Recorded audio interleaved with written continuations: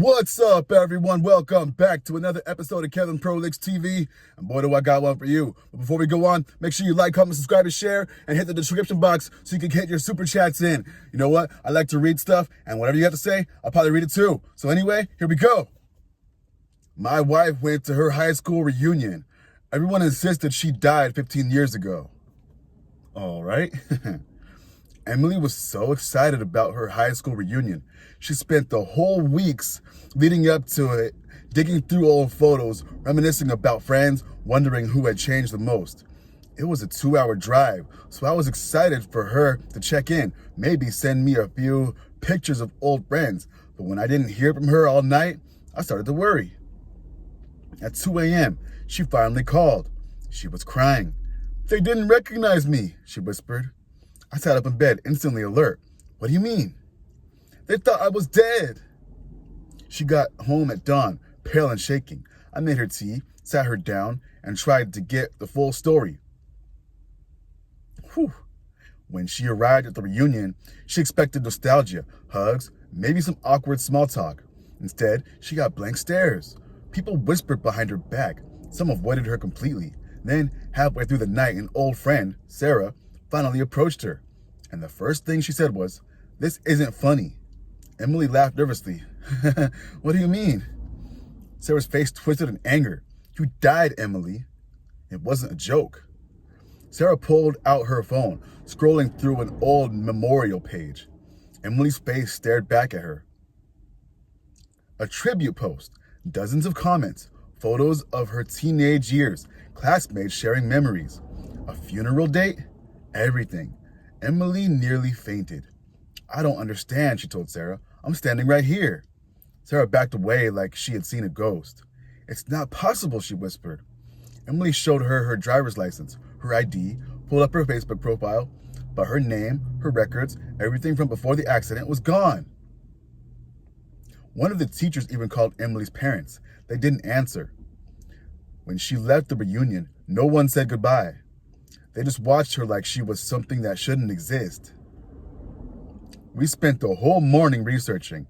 The page was real. The comments were real. People had mourned her. According to the internet, Emily Roberts died in a car accident when she was 18. A hit and run. She had no memory of this. Her family never mentioned it. So we called them. Her mother answered on the first ring. Before Emily could say a word, her mother burst into tears. "Sweetheart, please, stop calling us." Emily went pale. "Mom, what are you talking about?" Her mother just sobbed. "Whoever you are, please stop pretending to be my daughter." The line went dead. I watched Emily break in front of me. She wasn't hysterical. She didn't cry. She just stared ahead at nothing, like her mind couldn't process what was happening.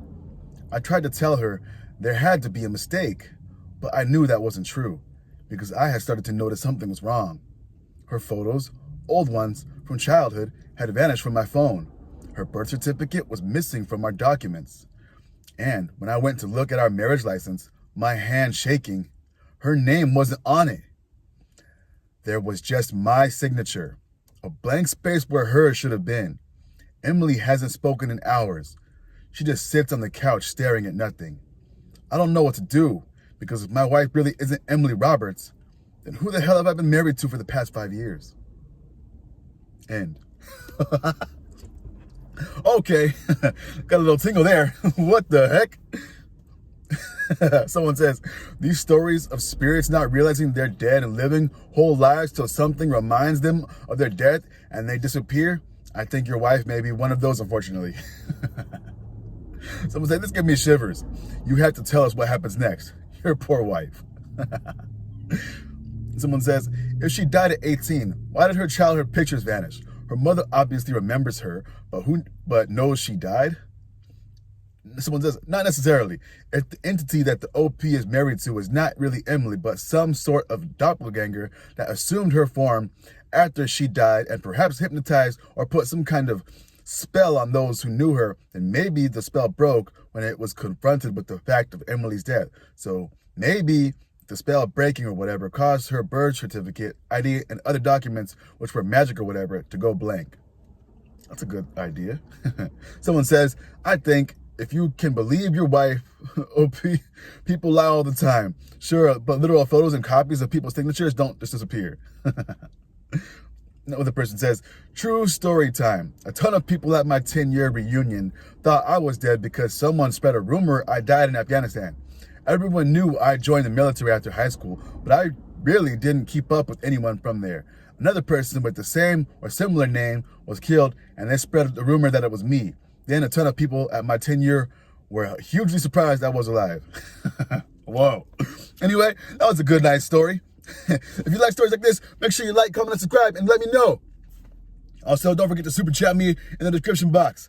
Woo. Anyway, this has been another episode of Kevin Perlix TV. Hope you like, comment, subscribe, and share, and I'll catch you on the next one.